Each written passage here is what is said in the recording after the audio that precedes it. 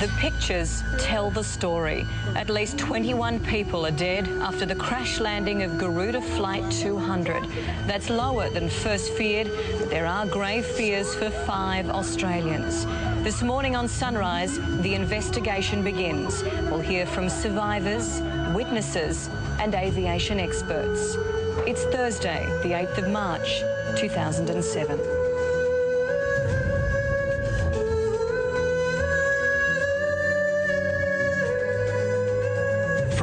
Central. Here's Mel and Grant. Hello, and we have a very special edition of Sunrise this morning. As you can imagine, the plane crash in Indonesia will take most of our attention. As well as talking to people up there in Yogyakarta, we'll check in with Foreign Affairs here at home as well, and we'll explain the response to the emergency. And as always, our soapbox is open. Already some of you have sent through your thoughts and messages, so email or SMSs. But right now, let's get the very latest. She's back with us this morning. Nat, good morning. Thanks, Mel. Good morning, everyone. Concerned relatives are on their way to Indonesia this morning as fears grow for 5 Australians missing after yesterday's plane crash at Yogyakarta Airport.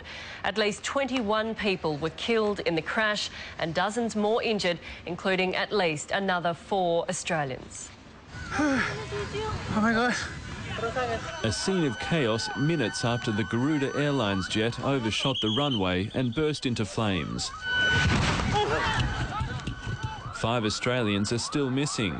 Federal Police members Bryce Steele and Mark Scott, Australian Financial Review journalist Morgan Mellish, Australian Embassy officer Liz O'Neill and AusAid director Alison Sudrajat, whose family has joined the search. Got to look for my sister, Alison Sudrajat. She was on the plane. We're scouring all of the hospitals, of which there is quite a large number in Yogyakarta, to try to find any word of them. The Foreign Minister visited the injured. They include Sydney Morning Herald journalist Cynthia Banham, who's believed to have spinal injuries and burns to 60% of her body. A couple of them have been very lucky. One of them just had a dislocated shoulder and the other in some internal bruising. Mr Downer also went to the crash site. Survivors say they were given no warning, but they thought the plane was going too fast. Very lucky, very lucky. I think after you look at the wreckage, I think someone was up above watching us, because where we sat, we're just very lucky we were on the exits. Emergency response teams left for Indonesia this morning, among them burns expert and Australian of the Year Dr Fiona Wood. Aaron Wakely, 7 News. Sunrise returns after the break.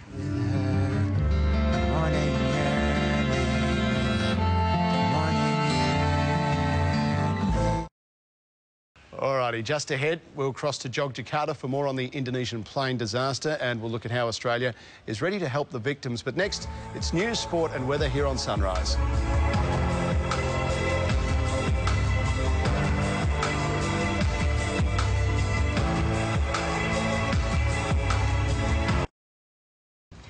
Now, of course, the situation in Indonesia continues to unfold. So the number for anybody that wants more information, the DFAT hotline, 1800 00 2214. At this stage, they're saying 5 Australians are injured and 5 Australians are unaccounted for at this point. So we'll have more in the 10:30 news and keep you run up to date. And good luck too to Cynthia Banham and the staff at Royal Perth Hospital, who are currently treating her for her burns. Of course, the jet did turn into an inferno when it ran 200 metres off the end of the runway there in Yogyakarta.